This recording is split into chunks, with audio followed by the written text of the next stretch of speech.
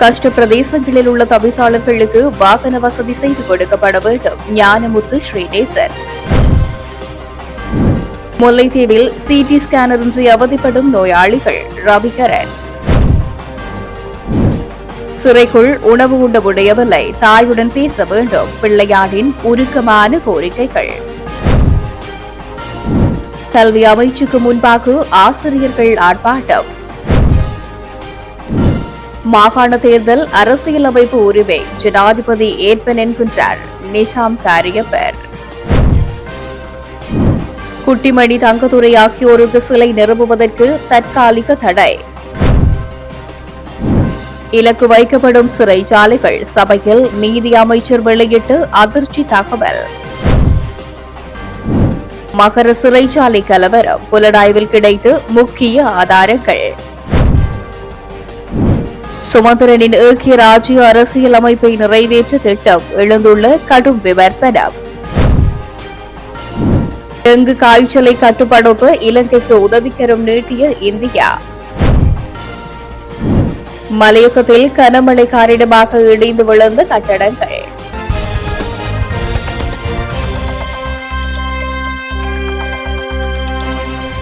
கஷ்ட பிரதேசங்களில் சேவை செய்யும் உள்ளூராட்சி மன்ற தவிசாளர்கள் போக்குவரத்து வசதி இல்லாமல் துன்பப்படுவதனால் போக்குவரத்து வசதிகளை ஏற்படுத்தி கொடுக்க வேண்டும் என பாராளுமன்ற உறுப்பினர் ஞானமுத்து ஸ்ரீநேசன் சபையில் தெரிவித்தார்.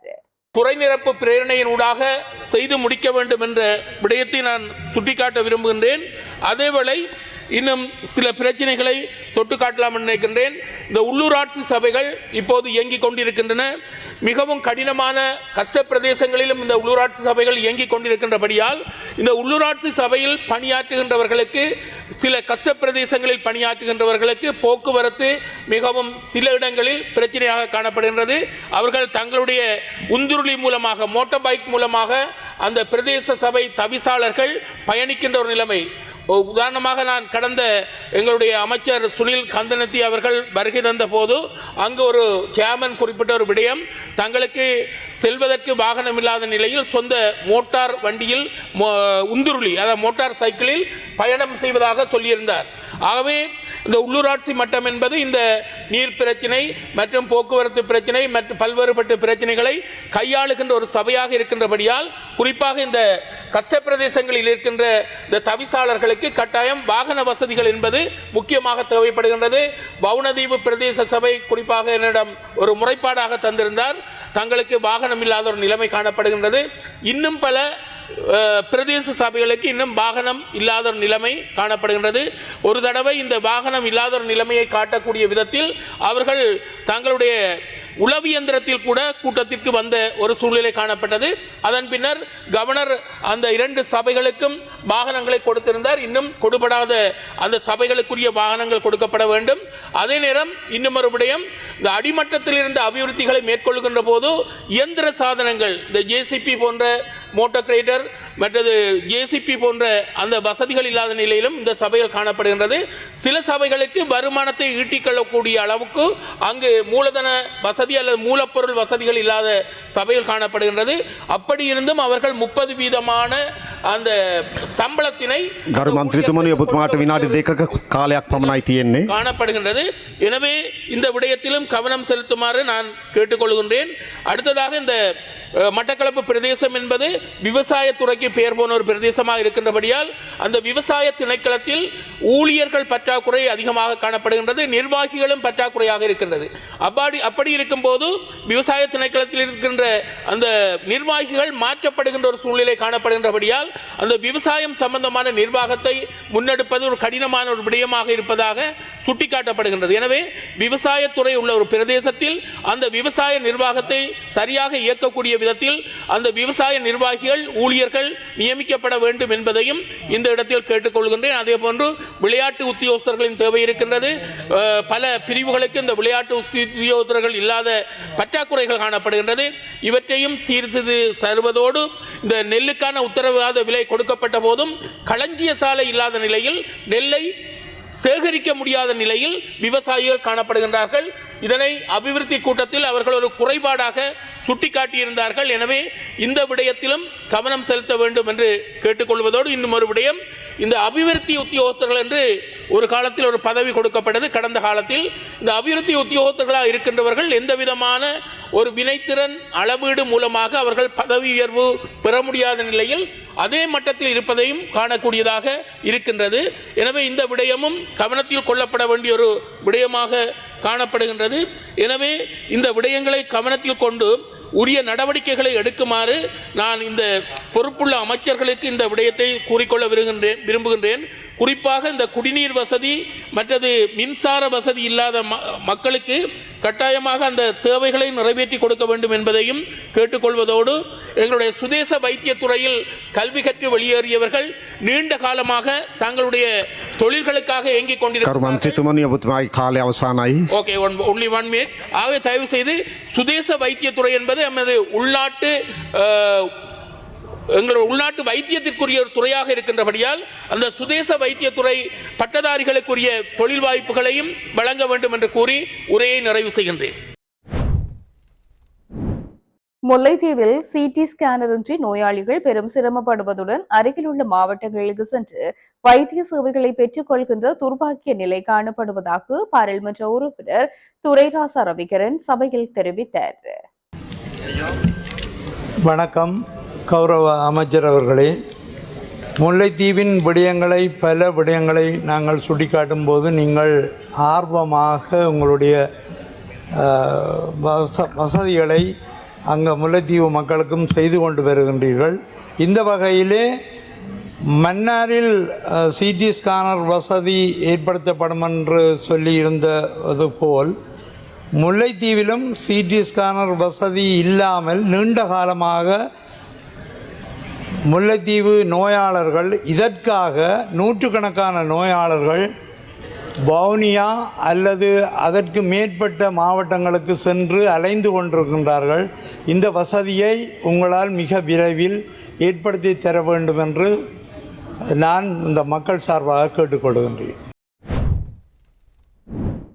அரசு புலனாய்வு சேவையின் முன்னாள் தலைவர் சுரேஷ் செலே தனது கைது மற்றும் தடுப்பு காவலை எதிர்த்தும் வழக்கில் தலையிட்டு தனது தரப்பை முன்வைக்க அனுமதி கோரியும் தாக்கல் செய்துள்ள இடைக்கால மனுக்கள் தொடர்பான விசாரணை மேன்முறையீட்டு நீதிமன்றத்தில் இன்று ஆரம்பமானது.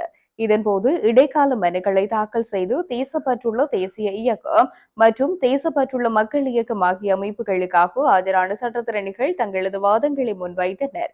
இதனை அடுத்து குறித்த இடைக்கால மனுக்கள் தொடர்பான மேலதிக விசாரணையை எதிர்வரும் 6ஆம் தேதி வரை ஒத்திவைக்குமாறு மேன்முறையீட்டு நீதிமன்றம் உத்தரவிட்டுள்ளது. பத்தரமுள்ளவில் உள்ள கல்வி அமைச்சுக்கு முன்பாக ஆசிரியர்கள் ஆர்ப்பாட்டத்தில் ஈடுபட்டுள்ளனர். இந்த ஆர்ப்பாட்டம் இலங்கை ஆசிரியர் சங்கத்தின் ஏற்பாட்டில் நடத்தப்படுகின்றது. ஆசிரியர்கள் அதிபர்களின் தீர்க்கப்படாத பிரச்சினைகள் உடனடியாக தீர்க்கப்பட வேண்டும். ஆசிரியர்கள் அதிபர்களின் பிரச்சினைகளை அரசாங்கம் ஏன் கண்டுகொள்ளாமல் இருக்கின்றது? 1 லட்சம் ஆசிரியர் பதவி உயர்வுகள் முடக்கப்பட்டுள்ளன. சம்பள வேறுபாடுகளை நீக்குங்கள் போன்ற பல்வேறு கோரிக்கைகளை முன்வைத்து இன்று காலை முதல் கல்வி அமைச்சின் முன்பு இந்த ஆர்ப்பாட்டம் நடைபெறுகின்றது. ஆர்ப்பாட்டத்தில் ஈடுபட்டுள்ள தொழிற்சங்க தலைவர்கள் பிரதமருக்கும் அதிகாரிகளுக்கும் இடையே எவ்வளவு பேச்சுவார்த்தைகள் நடத்தப்பட்டாலும் அவை பேச்சுவார்த்தைகளோடு நின்று விடுவதாக குற்றம் சாட்டியுள்ளனர். இந்த நிலை தொடருமாக இருந்தால் கல்வி அமைச்சுக்கு அருகில் இன்று தொடங்கியுள்ள இந்த போராட்டம் எதிர்காலத்தில் ஒரு பெரிய போராட்டத்துக்கு வழிவகுக்கும் என்றும் எச்சரிக்கை விடுத்துள்ளனர். வெலிக்கடை சிறையில் படுகொலை செய்யப்பட்டு தமிழீழ விடுதலை இயக்க உறுப்பினர்களான குட்டிமணி, தங்கதுரை ஆகியோருக்கு சிலை நிறுவுவதற்கு நாளை வரை பருத்தித்துறை நீதிமன்றம் தற்காலிக தடை விதித்துள்ளது. கடந்த 25/7/2026 அன்று தியாகிகள் குட்டிமணி, தங்கதுரை ஆகியோரது 43வது நினைவு நாளில் அவரது சகோதரனால் அவரது சொந்த காணியில் சிலை வைப்பதற்குரிய ஒழுங்குகள் மேற்கொள்ளப்பட்டிருந்தது. இந்த நிலையில் கடந்த 22/7/2026 அன்று முன்னாள் வல்வெட்டித்துறை நகரசபை உபதவிசாளர் சதீஷை கைது செய்து நீதிமன்றில் முற்படுத்தியிருந்த நிலையில் இன்று வரை குட்டிமணி, தங்கதுரை ஆகியோருக்கு சிலை வைக்க தடை விதிக்கப்பட்டிருந்த நிலையில் வழக்கு நீதிமன்றில் எடுத்துக் கொள்ளப்பட்டது. அரசு சட்டத்தரணியால் புலனாய்வு அறிக்கை சமர்ப்பிப்பதற்கு காலம் கோரப்பட்ட நிலையில் நாளைய தினம் வரை வழக்கு ஒத்திவைக்கப்பட்டுள்ளதுடன் சிலை நிறுவுவதற்கும் நாளை வரை தற்காலிக தடை விதிக்கப்பட்டுள்ளது. மூத்த சட்டத்தரணி ஸ்ரீகாந்தா, விஸ்வலிங்கம், மணிவண்ணன் உட்பட 5 சட்டத்தரணிகள் இன்றைய தினம் நீதிமன்றில் வல்வெட்டித்துறை போலீசாரால் குற்றம் சாட்டப்பட்டு கந்தசாமி சதீஷ் சார்பில் மன்றில் முன்னிலையாகி ஆஜராகியிருந்தனர். இதேவேளை சதீஷுடன் வல்வெட்டித்துறை நகரசபை உறுப்பினர் ஞானேந்திரன், சமூக ஆர்வலர் கஜந்தன், தமிழீழ விடுதலை இயக்கத்தின் யாழ்ப்பாண மாவட்ட பொறுப்பாளர் ஈசன், கிளிநொச்சி மாவட்ட செயலாளர் கணேசகுமாரன் ஆகியோரும் சமூகம் அளித்திருந்தனர். பயங்கரவாத தடுப்புச் சட்டத்தின் கீழ் கைது செய்யப்பட்டு பிள்ளையான் என்று அழைக்கப்படும் முன்னாள் ராஜாங்க அமைச்சர் சிவனேசதுரை சந்திரகாந்தனை ஆகஸ்ட் 12ஆம் தேதி வரை விளக்கமறியலில் வைக்க மட்டக்களப்பு நீதவான் நீதிமன்றம் உத்தரவிட்டுள்ளது. மட்டக்களப்பு நீதவான் நீதிமன்ற நீதிபதி ஏ. தர்ஷினி முன்னிலையில் இன்று காணொலி மூலம் விசாரணை நடைபெற்றது. இதன்போது இந்த உத்தரவு பிறப்பிக்கப்பட்டது. 2008ஆம் ஆண்டு மட்டக்களப்பு மாவட்டத்தின் பல்வேறு பகுதிகளில் நிகழ்ந்த 5 கொலைகள் தொடர்பாக முன்னாள் ராஜாங்க அமைச்சர் சிவனேசதுரை சந்திரகாந்தன் மற்றும் பிற சந்தேக நபர்கள் மீது குற்றப்புலனாய்வு திணைக்களம் வழக்கு பதிவு செய்திருந்தது.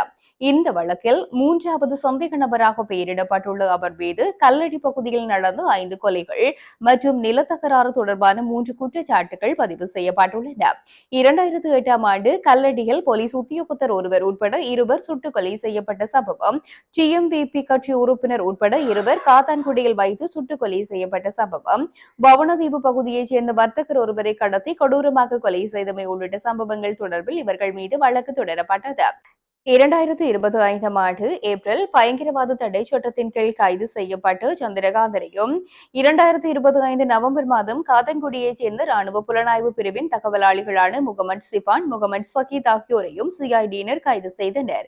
இந்த 5 முக்கிய மனித கொலைகளில் தொடர்பு இருப்பதாக பிள்ளையான் மற்றும் ராணுவ புலனாய்வு பிரிவின் தகவலாளிகளான லண்டனில் உள்ள காத்தான்குடியைச் சேர்ந்த போலீஸ் அதிகாரி முகம் ஃபைஸ் உட்பட 4 பேருக்கு எதிராக மட்டக்களப்பு நீதவான் நீதிமன்றில் கடந்த 2026 ஜூன் 17ஆம் தேதி சிஐடியினர் வழக்கு தாக்கல் செய்திருந்தனர். இந்த நிலையில் குறித்த வழக்கு இன்று மட்டக்களப்பு நீதவான் நீதிமன்றில் வழக்குக்கு விசாரணைக்காக எடுத்துக் கொள்ளப்பட்ட போதே சந்தேக நபர்களான பிள்ளையான், ராணுவ புலனாய்வு பிரிவின் தகவலாளிகளான முகமது சிபான், முகமது சகீத் ஆகிய 3 பேரையும் சிறைச்சாலைகளில் இணையவழி காணொலியூடாக முன்னிலைப்படுத்தப்பட்டனர். இதன்போது பிள்ளையான் சார்பில் சிரேஷ்ட சட்டத்தரணி சவுந்தரராஜா முன்னிலையாகி பிள்ளையான் தற்போது வெலிசரை கடற்படை முகாம் சிறையில் வைக்கப்பட்டுள்ளதாகவும் அவருக்கு சிறைச்சாலையில் இருந்து செல்லும் உணவை அந்த முகாமில் இருக்கும் ராணுவம் மற்றும் கடற்படையினர் பரிசோதனை செய்து அனுப்பப்படுவதனால் அது சிதைவடைந்து செல்வதால் அதனை சாப்பிட முடியாமல் இருப்பதாகவும் குறிப்பிட்டார். எனவே உணவை அவ்வாறு பரிசோதனை செய்யாது தருமாறும் 73 வயதான அவரது தாயார் சுகவீனம் அடைந்துள்ளதாகவும் அவருடன் கையடக்க தொலைபேசி ஊடாக 2 அல்லது 3 நிமிடம் கதைப்பதற்கு அனுமதி தருமாறும் கோரினார். இதன்போது நீதவான் சிறைச்சாலை அதிகாரிகளுக்கு அங்கு அவ்வாறான நடைமுறை உள்ளதோ அதை சரியாக பின்பற்றுமாறு வலியுறுத்தினார். மகர சிறைச்சாலையின் செயல்பாட்டை சீர்குலைக்கும் வகையில் சூழ்ச்சிகள் முன்னெடுக்கப்பட்டிருக்கலாம் என்ற சந்தேகம் எழுந்துள்ளதாக நீதி மற்றும் தேசிய ஒருமைப்பாட்டு அமைச்சர் ஹர்ஷன நாணயக்கார தெரிவித்துள்ளார். மகர சிறைச்சாலையில் நடந்த கலவர சம்பவம் தொடர்பாக இன்று நாடாளுமன்றத்தில் விசேட அறிக்கை ஒன்றை நீதி அமைச்சர் வெளியிட்டார். இதில் இதுபோன்ற சம்பவங்கள் ஒரு அலையாக மற்ற சிறைகளுக்கும் பரவும் சாத்தியக்கூறு குறித்தும் கவனம் ஈர்க்கப்பட்டுள்ளது என்று சுட்டிக்காட்டினார். பதற்றத்தை ஏற்படுத்தும் எந்தவொரு சூழ்நிலையையும் கட்டுப்படுத்தவும் அதே நேரத்தில் உயிரிழப்புகளை குறைக்கவும் தேவையான ஒருங்கிணைப்பு ஏற்படுத்தப்பட்டு வருவதாக அமைச்சர் தெரிவித்தார். அத்துடன் வேறு 2 அல்லது 3 சிறைச்சாலைகளில் இதுபோன்ற ஒரு சூழ்நிலை ஏற்பட்டமை குறித்த தகவல் சிறைத்துறைகளின் அதிகாரிகளுக்கு ஏற்கனவே வழங்கப்பட்டுள்ளது என்றும் அமைச்சர் தெரிவித்தார். நீர்கொழும்பு சிறைச்சாலையில் கைதிகளுக்கு இடையே போதைப்பொருள் தொடர்பான தகராறு என்றாலும் மகர சிறைச்சாலையில் நடந்த சம்பவம் ஆட்சிக்கு எதிராக கைதிகளால் நடத்தப்பட்டது என்றும் அமைச்சர் சுட்டிக்காட்டினார். சுமார் 1000 கைதிகள் ஒரே நேரத்தில் நடத்திய முன்னெப்போதும் இல்லாத இந்த தீ வைப்பு தாக்குதலுக்கு பின்னால் ஒரு திட்டமிட்ட சதி இருப்பதாக சந்தேகிக்கப்படுவதாகவும் அத்தகைய செயல் நடந்திருந்தால் அவர்கள் மீது நடவடிக்கை எடுக்க தயங்கக்கூடாது என்றும் அவர் வலியுறுத்தினார். தீ வைப்பு மற்றும் அழிவு ஆகியவை பொதுமக்களின் வரிப்பணம் என்பதை கைதிகள் புரிந்து கொள்ள வேண்டும் என்றும் அந்த பணத்தை கொண்டே அவை மீண்டும் கட்டப்பட வேண்டும் என்றும் சுட்டிக்காட்டினர். அறிவித்தல் கிடைத்ததும் கொழும்பு மேல் நீதிமன்றில் முன்னிலையாக்குமாறு முன்னாள் ஜனாதிபதி மஹிந்த ராஜபக்சவின் மகன் ஜோசித ராஜபக்சவுக்கு கொழும்பு பிரதான நீதிமன்றம் உத்தரவிட்டுள்ளது. முன்னாள் கடற்படை தளபதி வசந்த கரண்ணகொடவுக்கும் இதே உத்தரவு பிறப்பிக்கப்பட்டுள்ளது. குறித்த சந்தேக நபர்களுக்கு எதிராக லஞ்ச ஊழல் ஆணைக்குழுவினால் தாக்கல் செய்யப்பட்டுள்ள முறைப்பாடு ஒன்று இன்று கொழும்பு பிரதான நீதிவான் அசங்கு எஸ் போதரகம முன்னிலையில் அளிக்கப்பட்டது. இதன்போது சந்தேக நபர்களான ஜோசித ராஜபக்ஷ மற்றும் வசந்த கரண்ணகொட ஆகியோர் நீதிமன்றில் முன்னிலையாகியிருந்தனர். இதனைத் தொடர்ந்து ஆணைக்குழுவினால் சமர்ப்பிக்கப்பட்ட கோரிக்கைகளை பரிசீலித்த நீதிவான் இந்த உத்தரவை பிறப்பித்தார். மகர சிறையில் கைதிகளிடையே ஏற்பட்ட அமைதியின்மை போதைப்பொருள் கடத்தல் நடவடிக்கை தொடர்பான ஒரு தகராறால் தூண்டப்பட்டதாக இருக்கலாம் என போலீசார் சந்தேகம் வெளியிட்டுள்ளனர். இந்த சம்பவத்தை விசாரிக்கும் புலனாய்வு குழுக்கள் போதைப்பொருள் தொடர்பான குற்றச்சாட்டுகளை எதிர்கொண்டுள்ள பட்டா மற்றும் சாத்தான் என அடையாளம் காணப்பட்ட 2 கைதிகள் இந்த கலவரத்தை தூண்டுவதில் ஈடுபட்டிருக்கலாம் என்பதை குறித்த தகவல்கள் வெளிப்படுத்தியுள்ளன. மேலும் இந்த சம்பவத்தில் கூடுதலாக 2 கைதிகளின் ஈடுபாட்டை காட்டும் ஆதாரங்களையும் அதிகாரிகள் கண்டறிந்துள்ளனர். சிறையில் ஏற்பட்ட அமைதியின்மையின் போது காயமடைந்த கைதிகள் உட்பட சுமார் 25 நபர்களிடமிருந்து இதுவரை வாக்குமூலங்கள் பதிவு செய்யப்பட்டுள்ளதாக போலீசார் தெரிவித்துள்ளனர். இந்த சம்பவத்தை சுற்றியுள்ள சூழ்நிலைகளை தீர்மானிக்கவும் இதில் சம்பந்தப்பட்ட அனைவரையும் அடையாளம் காணவும் பல புலனாய்வு குழுக்கள் தற்போது மேலதிக விசாரணைகளை நடத்தி வருகின்றனர். இதற்கிடையில் மகர சிறையில் ஏற்பட்ட அமைதியின்மை குறித்து விசாரிக்க 3 பேர் கொண்ட குழுவை நியமிக்க சிறைச்சாலைகள் திணைக்களம் முடிவு செய்துள்ளது. விசாரணைகள் தொடர்ந்து நடைபெற்று வருவதால் சிறை வளாகத்திற்கு வெளியே பாதுகாப்பை பேணுவதற்காக போலீசாரும் போலீஸ் சிறப்பு அதிரடிப்படையும் தொடர்ந்து பணியில் ஈடுபடுத்தப்பட்டுள்ளதாக சிறைச்சாலைகள் பதில் ஆணையாளர் நாயகம் பிரசாத் ஹேமந்த் தெரிவித்துள்ளார். அதே நேரத்தில் மகர சிறையில் நடந்த கலவரம் குறித்து தொடர் விசாரணைகளில் பல முக்கிய தகவல்கள் வெளிவந்துள்ளன. அங்கு கைதிகள் குழு ஒன்று வன்முறை செயல்களில் ஈடுபட்டதாகவும் சிறை சொத்துக்களுக்கு பெரும் சேதத்தை ஏற்படுத்தியதாகவும் கூறப்படுகின்றது. விசாரணையாளர்களின் கூற்றுப்படி கடந்த சனிக்கிழமை மாலையில் சுமார் 4 கைதிகள் எந்தவித காரணமுமின்றி சிறை கூரை மீது ஏறியுள்ளனர். தங்களால் இனி சிறையில் இருக்க முடியாது என்று கைதிகள் கூரையிலிருந்து கூறியதாக போலீசார் தெரிவிக்கின்றனர். மேலும் சிறைச்சாலையில் விசாரணை அதிகாரிகள் கைதிகளை பாதுகாப்பாக கீழே இறக்க முயன்ற போது மற்றொரு கைதிகள் குழு ஆத்திரமடைந்து ஆக்ரோஷமாக செயல்பட தொடங்கியதும் தெரியவந்துள்ளது. வடக்கு மாகாணத்தில் 2026 ஆண்டுக்கான சிறுபோக்கு நெற்செய்கை எதிர்பார்க்கப்பட்ட இலக்கை தாண்டி வெற்றிகரமாக நிறைவு செய்யப்பட்டுள்ளதுடன் விவசாயிகளின் வாழ்வாதாரத்தையும் உணவு பாதுகாப்பையும் மேலும் வலுப்படுத்தும் நோக்கில் 3ஆம் போகச்செய்கை ஆரம்பிக்கப்பட்டுள்ளதாக வடமாகாண ஆளுநர் வேதநாயகன் தெரிவித்துள்ளார். சிறுபோகத்தில் இலக்கிடப்பட்ட பரப்பளவை விட அதிகளவான நிலப்பரப்பில் நெற்செய்கை மேற்கொள்ளப்பட்டிருப்பதுடன் கிடைக்கப்பெற்றுள்ள நீர்வளத்தை அறிவியல் அடிப்படையில் முகாமைத்துவம் செய்து 3ஆம் போக செய்கைக்கு தேவையான ஏற்பாடுகள் வெற்றிகரமாக முன்னெடுக்கப்பட்டிருப்பது வடக்கு மாகாண விவசாயத்துறையின் குறிப்பிடத்தக்க முன்னேற்றமாகும் என்றும் சுட்டிக்காட்டினார்.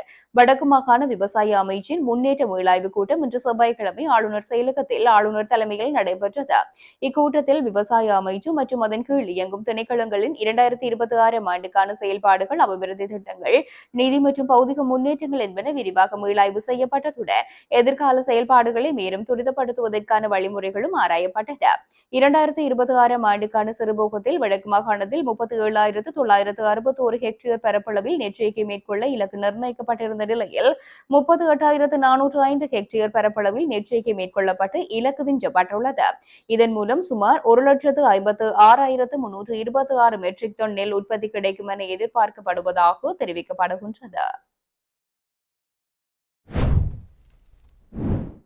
நல்லாட்சி காலத்தில் சுமந்திரன் உருவாக்கத்தில் கொண்டுவர இருந்து ஏக்கிய ராஜ்ய அரசியலமைப்பை எப்படியாவது நிறைவேற்றவே இந்த 6 கட்சிகள் கொண்ட கூட்டமைப்பு என தமிழ் தேசிய மக்கள் முன்னணியின் தேசிய அமைப்பாளர் தர்மலிங்கம் சுரேஷ் தெரிவித்தார். போராளிகள் நலன்புரி சங்கத்தின் ஏற்பாட்டில் சமகால அரசியலும் போராளிகளின் வகிபாகம் எனும் தலைப்பில் வரலாற்றின் வேர்கள் விருது வழங்கும் நிகழ்வின் போது உரையாற்றிய அவர், இன்றைய காலகட்டத்திலே நாங்கள் எடுக்க வேண்டிய முடிவுகள் என்ன? இந்த மண்ணிலே மக்களுக்காக நடந்தேறியுள்ள தியாகங்கள் என்ன? இந்த தியாகங்கள் எதற்காக நடந்தது என்ற விடயங்களை ஆராய்ந்து பார்க்க வேண்டும். இந்த இலங்கை நாட்டில் தமிழர்கள் கடந்த 78 வருடங்களாக அடிமைகளாக வழிநடத்தப்பட்டுக் கொண்டிருக்கின்றார்கள். அதற்கு காரணம் இந்த நாட்டிலே சட்டத்தை இயற்றுகின்ற நாடாளுமன்றம் ஒற்றையாட்சி அரசியலமைப்பை கொண்டிருக்கின்றது.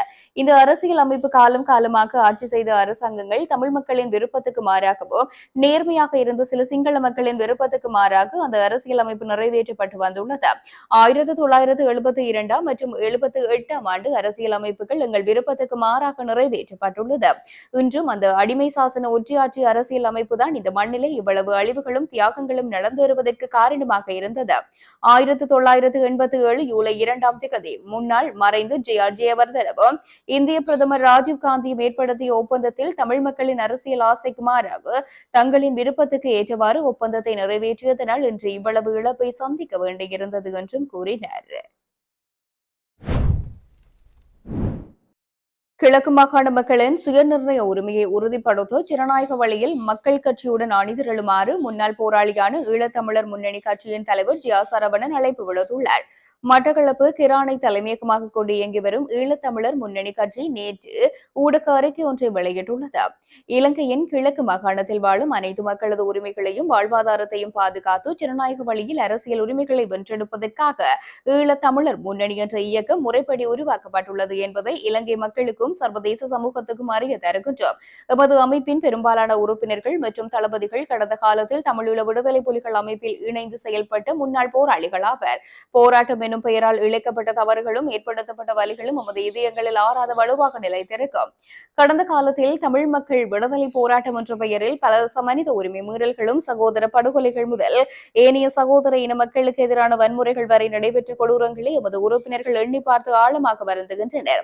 இந்த வலி எமது வாழ்நாள் இறுதி வரை தொடரும். அந்த வகையில் போராட்ட காலத்தில் ஆயுத கலாச்சாரம் தலைதூக்கி இருந்த நேரத்தில் பாதிக்கப்பட்ட தமிழ் மக்களிடமும் இலங்கை வாழ் அனைத்து மக்களிடமும் ஈழத்தமிழர் முன்னணி சிரம் தாழ்த்தி இதய சுத்தியுடன் மன்னிப்பு கேட்டுக் கொள்கின்றது. வன்முறை மற்றும் ஆயுத வழிகளை முற்றாக கைவிட்டு இனிவரும் எமது அரசியல் பயணம் முழுக்க முழுக்க ஜனநாயக வழியில் மட்டுமே இருக்கும் என்பதை உறுதிபட தெரிவிக்கின்றோம். அதேவேளை மக்களின் உரிமைக்கான ஜனநாயக போராட்டங்களை முன்னெடுக்கவும் தார்மீக ஆதரவு வழங்கவும் தயங்க மாட்டோம் என்பதுடன் கல்வி, பொருளாதாரம் மற்றும் சமூக கட்டுமானங்களை பலப்படுத்தி கிழக்கு மாகாண மக்களின் வாழ்வாதாரத்தை உயர்த்த ஜனநாயக வழியில் மக்களை அணிதிரளுமாறு அந்த அறிக்கையில் சுட்டிக்காட்டப்பட்டுள்ளது. டெங்கு பரவலை கட்டுப்படுத்துவதற்காக இலங்கை நாட்டினுடைய தொடர் முயற்சிகளுக்கு ஆதரவு அளிக்கும் வகையில் இந்தியா உதவிக்கரம் நீட்டியுள்ளது. இலங்கைக்கான இந்திய உயர் ஆணையாளர் சந்தோஷியா இன்று 500 லிட்டர் டெக்னிக்கல் மெலாத்தியோனை இலங்கையின் சுகாதார மற்றும் வெகுசன ஊடகத்துறை அமைச்சர் நளிந்த ஜெயதிசவிடம் வழங்கினார். இலங்கை அரசாங்கத்தின் அவசர கோரிக்கையை தொடர்ந்து இந்திய அரசாங்கம் மற்றும் இந்திய மக்களின் சார்பில் இந்த உதவி வழங்கப்பட்டதாக இந்திய உயர் ஆணைக்குழு வெளியிட்டுள்ள அறிக்கையில் தெரிவிக்கப்பட்டுள்ளது. இந்தியாவின் முன்னணி நிறுவனங்களில் ஒன்றான UPL லிமிடெட் வழங்கிய இந்த மருந்து தொகை கோரிக்கை விடுக்கப்பட்ட 2 வாரங்களுக்குள் கொழும்பை வந்தடைந்துள்ளதாகவும் நெருக்கடி நிலையில் இலங்கைக்கு உடனடி உதவியை வழங்கும் இந்தியாவின் உறுதிப்பாட்டை இது மீண்டும் வெளிப்படுத்துவதாகவும் அந்த அறிக்கையில் தெரிவிக்கப்பட்டுள்ளது. 2026ஆம் ஆண்டில் இதுவரை இலங்கையில் 86,000க்கும் அதிகமான டெங்கு நோய் தொற்றுகள் பதிவாகியுள்ளன. இதில் மேற்கு மாகாணமே அதிக அளவில் பாதிக்கப்பட்டுள்ளதாக சுகாதார அதிகாரிகள் தெரிவித்துள்ளனர். டெங்கு கொசுக்களின் பெருக்கத்தை கட்டுப்படுத்தும் நோக்கில் சுகாதார அமைச்சினால் முன்னெடுக்கப்பட்ட புகை தெளித்தல் மற்றும் மருந்து தெளித்தல் நடவடிக்கைகளில் இந்த தொழில்நுட்ப மெலாத்தியோன் பயன்படுத்தப்பட உள்ளதாக தெரிவிக்கப்படுகின்றது. நார்டன் பிரிட்ஜ் மற்றும் மஸ்கலியா பகுதிகளில் பெய்து வரும் கனமழையின் காரணமாக நார்டன் பிரிட்ஜ் மஸ்கலியா பிரதான வீதியின் கிருவானலியா பகுதியில் இன்று ஒரு வீடு, ஒரு கடை மற்றும் சாலை ஓரமுள்ள பல இடங்கள் இடிந்து விழுந்துள்ளன. இதேவேளை பெரிய கற்பாறைகளில் சரிவு மற்றும் நிலச்சரிவுகளால் சாலையில் போக்குவரத்து கடுமையாக பாதிக்கப்பட்டுள்ளது. பிரதான சாலையில் விழுந்துள்ள நிலச்சரிவுகளையும் பாறைகளையும் அகற்றுவதற்கு நார்வுட் வீதி அபிவிருத்தி அதிகார சபையின் அதிகாரிகள் நடவடிக்கை எடுத்துள்ளனர். நார்டன் பிரிட்ஜ் பகுதியில் ஏற்பட்டுள்ள நிலச்சரிவு அபாயம் காரணமாக நார்டன் பிரிட்ஜ் சமுர்த்தி அபிவிருத்தி அலுவலகத்தில் அமைக்கப்பட்டுள்ள தற்காலிக இடைத்தங்கல் முகாமில் 15 குடும்பங்கள் தங்க வைக்கப்பட்டுள்ளன. பாதிக்கப்பட்ட பொதுமக்களை நுவரெலிய மாவட்ட ஒருங்கிணைப்பு குழுவின் தலைவரும் நுவரெலிய மாவட்ட பாராளுமன்ற உறுப்பினருமான மஞ்சுள சுரவீராராய்ச்சி ஆகியோர் நேரில் சென்று பார்வையிட்டு நலம் விசாரித்தனர். பின்னர் ஊடகங்களுக்கு கருத்து தெரிவித்த மஞ்சுள சுரவீராராய்ச்சி அனர்த்தங்களில் பாதிக்கப்பட்ட அனைவருக்கும் நிவாரணம் வழங்க அரசாங்கம் நடவடிக்கை எடுத்துள்ளது என்றும் கூறினார்.